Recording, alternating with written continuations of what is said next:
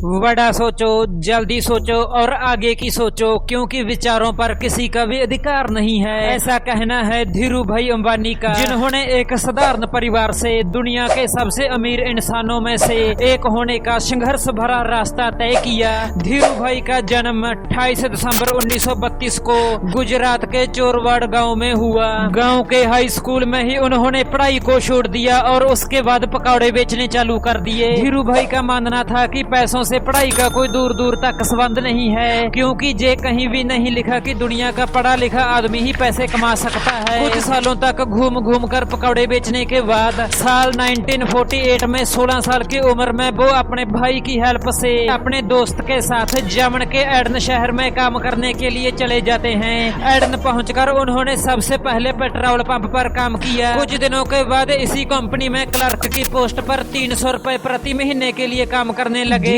भाई दिन भर काम करने के बाद कोई न कोई पार्ट टाइम काम करते ही रहते थे, जिससे उनके साथियों से उनके पास सबसे ज्यादा पैसा था। इतनी छोटी सी उम्र में ही उनके दिमाग में हमेशा चलता रहता था कि अगर अमीर बनना है तो अपना बिजनेस स्टार्ट करना होगा और बिजनेस के लिए पैसे तो चाहिए ही होंगे। कई जगह पर काम करने के बाद उन्होंने अपने काम में कोई कमी नहीं की, इसलिए कंपनी के मालिक ने उसके काम से खुश होकर उसको मैनेजर बना दिया। जब धीरू भाई क्लर्क से मैनेजर बने तो बहुत खुश थे, लेकिन कुछ दिन ही काम करने के बाद अचानक ही धीरू भाई ने उस काम को छोड़ दिया और अपनी जन्मभूमि हिंदुस्तान में वापस चले आए, क्योंकि धीरू भाई के दिमाग में तो कुछ और ही चल रहा था। साल 1955 में उन्होंने 15,000 रुपए लगाकर अपने चचेरे भाई चंपकलाल दीवानी के साथ मिलकर मसालों के निर्यात और पॉलिस्टर धागे के आयात का बिजनेस स्टार्ट किया। उनकी मेहनत के दम पर अगले कुछ ही सालों तक कंपनी का सालाना टर्नओवर 10 लाख रुपए से ज्यादा हो गया। उस समय पॉलिस्टर धागे से बने कपड़े भारत में नए थे और ये कपड़े लोगों के द्वारा सबसे ज्यादा पसंद किए जाने लगे, क्योंकि ये सस्ता होने के साथ साथ क्वालिटी में भी अच्छा था। लोगों के द्वारा ये कपड़ा बहुत ही पसंद किया जाने लगा और उनकी कंपनी का मुनाफा कई गुना बढ़ गया। कुछ सालों के बाद धीरू भाई अंबानी और चंपकलाल दीवानी की पार्टनरशिप खत्म हो जाती है, क्योंकि दोनों के व्यापार करने के तरीके अलग अलग थे। धीरू भाई ने पार्टनरशिप खत्म होने के बाद कभी भी पीछे मुड़कर नहीं देखा। समय के साथ चलते हुए टेलीकॉम, एनर्जी, इलेक्ट्रिसिटी और पेट्रोलियम जैसे बिजनेस में कदम रखते गए। 6 जुलाई 2002 को धीरू भाई अंबानी हमेशा के लिए इस दुनिया को छोड़कर चले जाते हैं। धीरू भाई का कहना था, जो सपने देखने की हिम्मत रखते हैं वो पूरी दुनिया को जीत सकते हैं।